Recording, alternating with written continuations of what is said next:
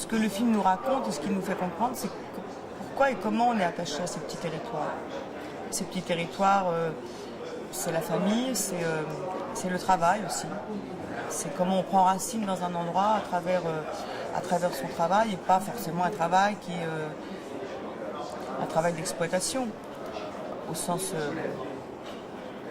péjoratif du mot. L'exploitation au sens justement, au sens premier du mot. Elle exploite cette terre, elle fait du café sur cette terre. D'une certaine manière, elle a peur de rien. Et Claire m'avait dit qu'elle voulait que le personnage soit comme ça, très casse-cou, très physique, par la vie qu'elle mène, par ce qu'elle fait là-bas. Elle est poussée à avoir une vie un peu masculine. Elle est assez imperméable, en tous les cas, tout d'un coup, à l'inéluctable d'une situation qui surgit autour d'elle, dont elle devrait évidemment s'échapper.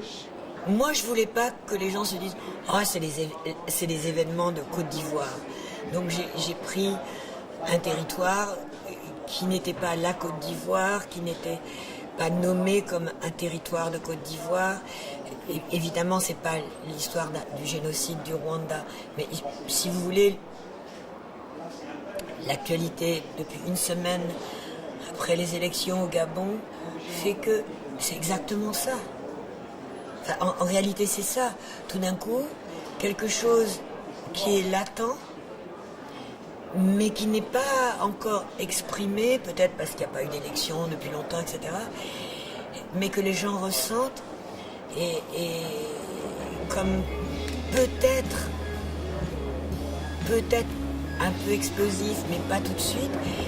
Et elle, qui a cette exploitation, elle pense à sa récolte, et elle se dit, mais on verra plus tard. Mais en fait, non. Comme si malgré tout, leur statut de blanc leur permettait un petit peu de vivre à une autre échelle. Claire, elle dirige avec une extrême douceur, c'est-à-dire, je pense qu'elle dirige avec une compréhension des gens qu'elle a en face d'elle. Et ce n'est pas forcément à travers des indications, c'est à travers une sensibilité, c'est à travers un regard, c'est à travers des moments. C'est-à-dire, il m'est arrivé d'être assis sur le plateau pendant des heures et des heures sans tourner. Et au début, on peut un peu se poser des questions en se disant, bon, je pourrais rester à l'hôtel.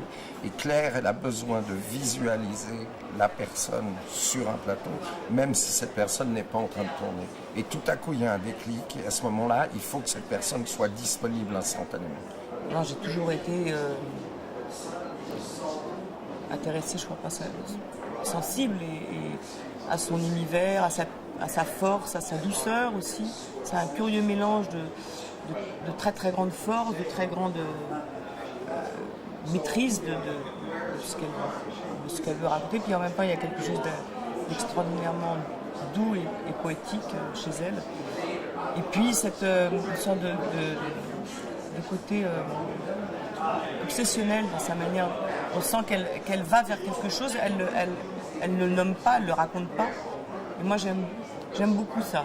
Quelque chose justement qu'on va découvrir à travers la manière dont elle fabrique son film. J'aime bien qu'un metteur en scène soit comme une énigme pour moi, qui va peu à peu s'éclairer à la lumière du film, c'est le cas de le dire.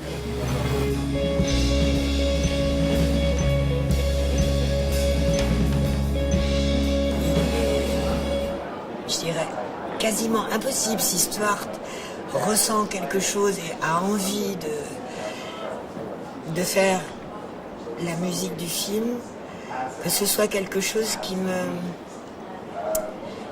m'éloigne du film.